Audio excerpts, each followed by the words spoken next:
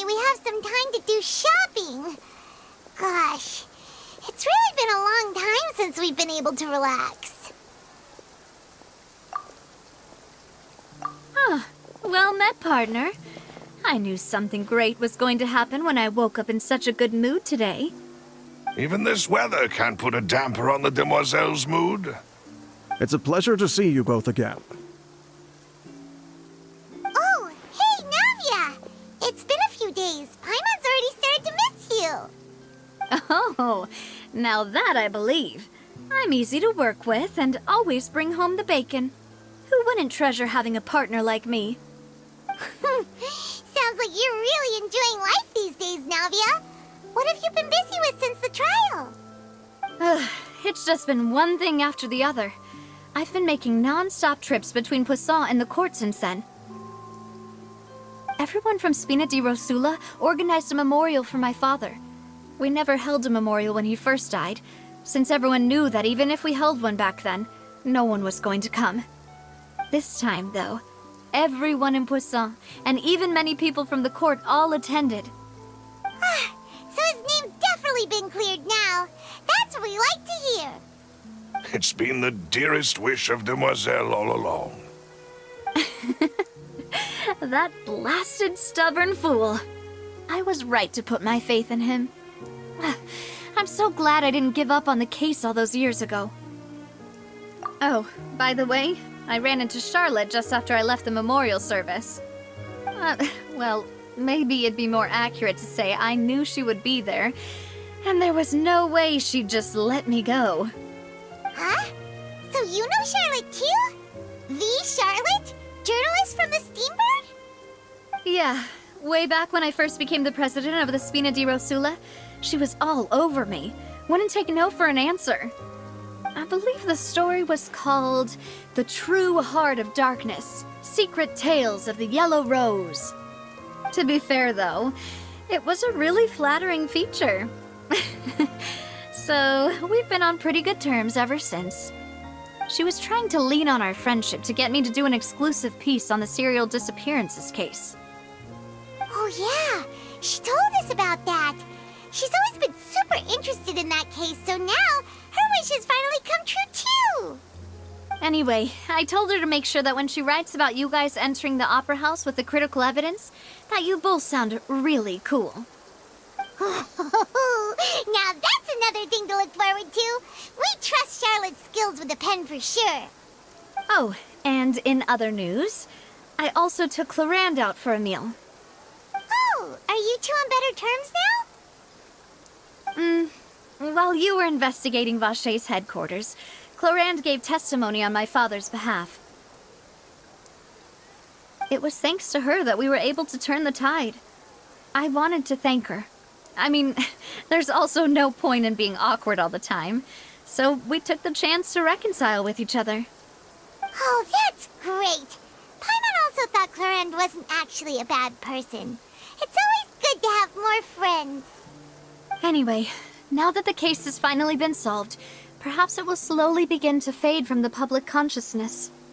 Oh, actually, there's still one last thing I need to do. What is it? I should pay a visit to my father's grave and tell him the truth of what happened, as well as how it all ended. And on top of that, just how much people still look up to him to this day. That includes me, too. Miss Navia. Indeed. We want to go too. We also think Callus is a really admirable person. Sure thing. I'd like you two to share the moment with me. After all, without you, there might not have been such a positive ending. And in that case, everyone, let's be off. Considering the recent weather, we'll be lucky if we can reach Poisson before dark. Yeah, you're right. It's been raining non-stop for a few days now.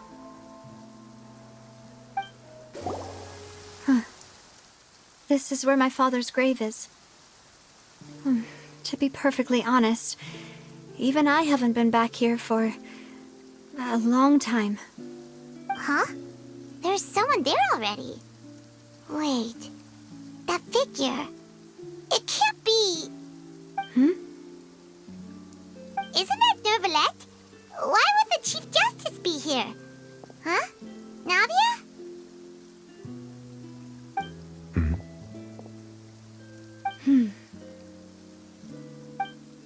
My apologies. I should have asked before coming to pay my respects. Don't say that.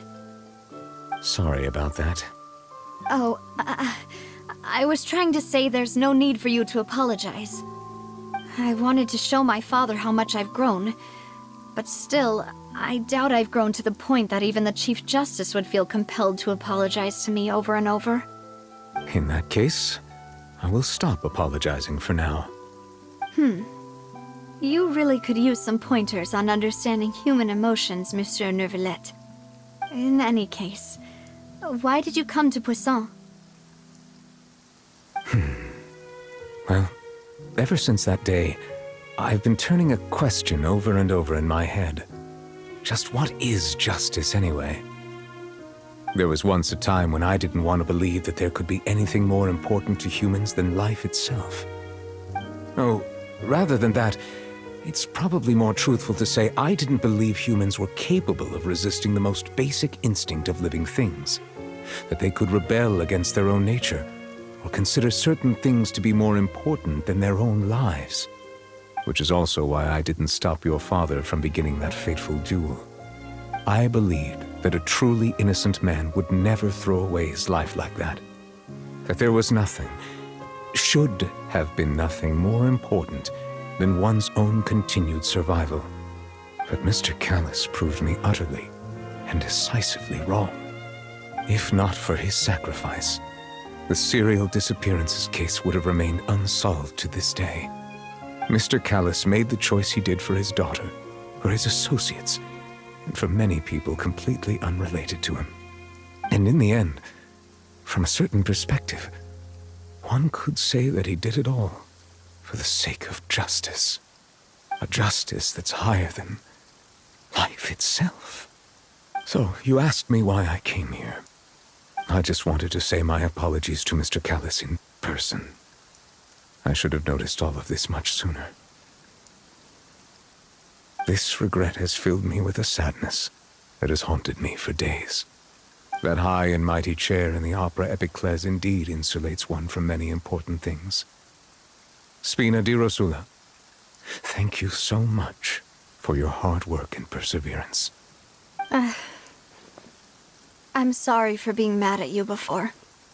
So, you're actually one of those types that's cold on the outside, but pretty thoughtful on the inside, huh?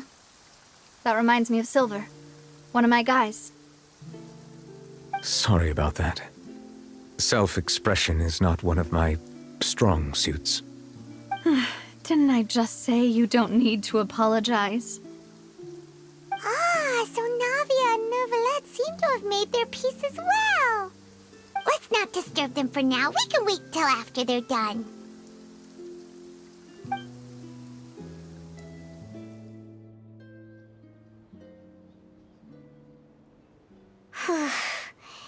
Paimon's never paid respects at someone's grave before. Did Paimon do anything rude there? Huh? Oh, Paimon didn't know that was a thing. But Paimon doesn't know what she would do if she can't fly. Oh no. Paimon hopes Miss Navia won't be too mad. Anyway, Nervalette is still standing around there. It's not often that we can catch him alone like this, so why don't we go talk to him for a bit? If we can't talk to Lady Farina, we can at least talk to him, right?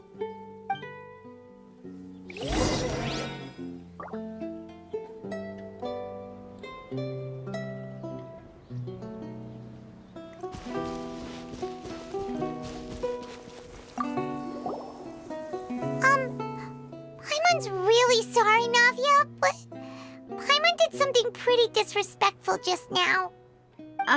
What are you saying, Paimon? I don't think I get it. Well, aren't you not supposed to fly around someone's grave? Huh? Who told you that? Hey, Traveler! Why did you mess with Paimon again?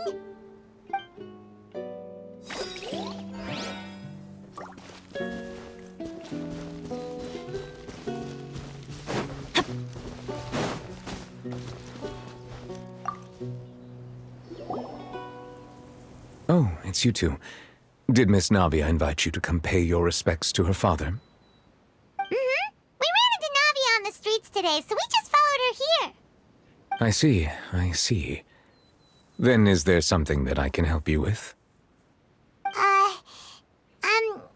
Well, it's pretty hard to run into you like this since you're usually super busy.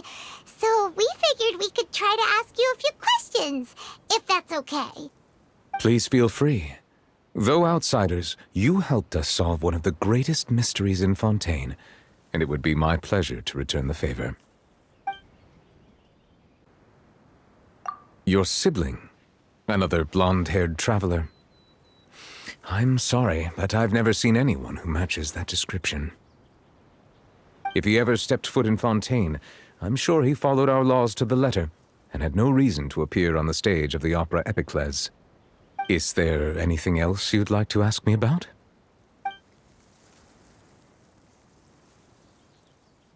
My apologies. My investigation has still not reached its conclusion. However, I still believe the judgment of the Oratrice was not rendered arbitrarily. But you also said you thought he was innocent. For many years, I have been quite aware that the Oratrice does not simply mechanically repeat the verdict that I give on each case. As a divinely created mechanism, the people's unified faith in the concept of justice is integrated into it.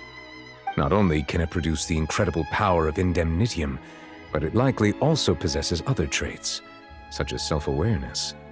Which is all to say, I have been prepared for a situation like this for a long time. So when Lenny told us that he heard a human voice from the room where the Oratrice's core is stored... I was not aware such a thing had occurred. Perhaps that could serve to prove my conjecture. I will add that to the list of items to investigate. In any case, I am inclined to believe that the Oratrice does have a methodology all its own. We just do not have enough information. Based on Farina's reaction, I doubt even she had any idea what was going on. She managed to bluff her way through it, though, with her time-tested twin tricks of bravado and drama. While we do intend to get to the bottom of this, for now, we regret to say that the Fatui Harbinger will just have to bide his time in the fortress of Meripede. If we did incorrectly convict him of crimes he did not commit, we will most certainly compensate him to the fullest extent allowed by the law. If you ask Paimon, the only compensation he'll want is a no-holds-barred fight with you.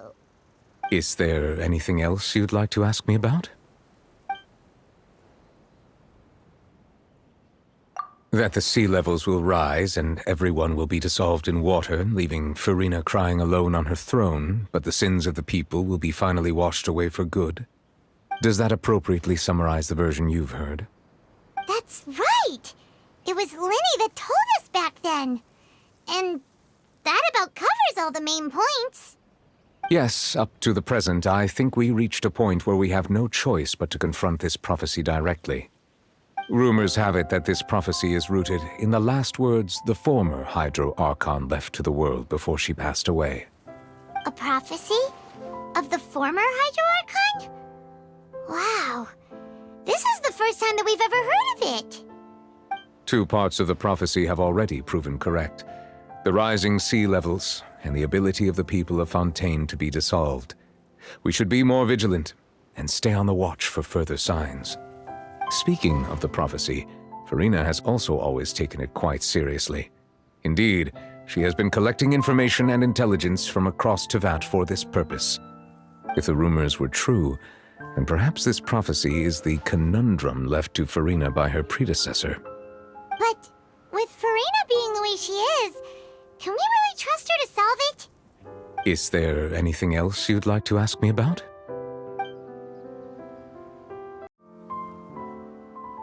So, at court, the bad guys referred to that special water as water from the primordial sea, but what is it really?